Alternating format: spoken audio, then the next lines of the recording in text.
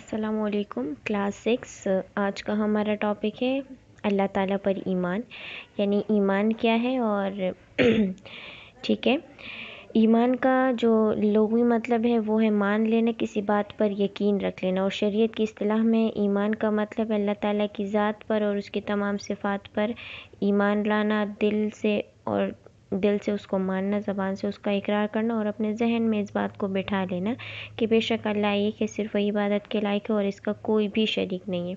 अल्लाह ताला जो है तो वो पूरी कायनात के निज़ाम को सिर्फ़ अल्लाह ताला ही संभाल रहा है, उसका कोई दूसरा शरीक नहीं है। और इस बात की गवाही अल्लाह ताला ने कुरान मजीद में सूरह अंबिया में भी दी है कि अगर ज़मीन और आसमान में अल्लाह के सिवा और माबूद होते तो इनमें फ़साद बर्पा हो जाता। जिस तरह एक मुल्क को दो बादशाह नहीं चला सकते, इसी तरह इस दुनिया को भी दो माबूद नहीं चला सकते। तो इसका यही मतलब है कि अल्लाह ताला एक है, हमें पैदा करने वाला, हमारा जो माबूद है, जो इबादत के लायक है, वो सिर्फ़ एक ही है और वो सिर्फ़ अल्लाह ताला की ज़ात है।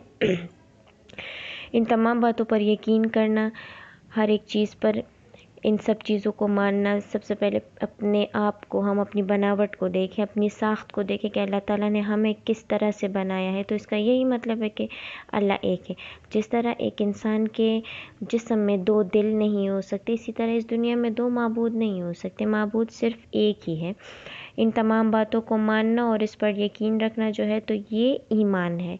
ठीक है, अब जिस तरह अल्लाह ताला अपनी ज़ात में वहदहु ला शरीक है, यानी वो अकेला है, तो इसी तरह इसकी सिफ़ात में भी कोई इसका शरीक नहीं है। अब मिसाल के तौर पर राज़िक़ अल्लाह है, कोई और रिज़्क़ नहीं दे सकता। हर एक चीज़ का मालिक अल्लाह है, तो कोई और किसी का मालिक नहीं हो सकता। इज़्ज़त और ज़िल्लत जो है तो वो अल्लाह ताला के हाथ में है, तो इज़्ज़त और ज़िल्लत भी कोई नहीं दे सकते। एक हदीस में है कि जब अल्लाह ताला को अपने बंदे की ज़िल्लत मंजूर हो, तो अगर पूरी दुनिया मिलकर भी उसको ज़लील करना चाहे तो कोई उसको ज़लील नहीं कर सकता जब तक अल्लाह ताला की मर्ज़ी उसके हक़ में हो।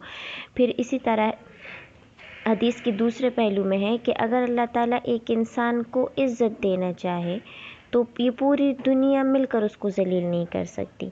ठीक है, तो इसका यही मतलब है कि इज़्ज़त और ज़िल्लत है तो वो सिर्फ़ अल्लाह ताला के हाथ में। इसी तरह कुरान में मजीद में भी वतुइज़्ज़ु मन तशा व तुज़िल्लु मन तशा, के अल्लाह ही चाहता है जिसको इज़्ज़त दे और अल्लाह ही चाहता है कि जिसको ज़िल्लत दे या उसको ज़लील करे।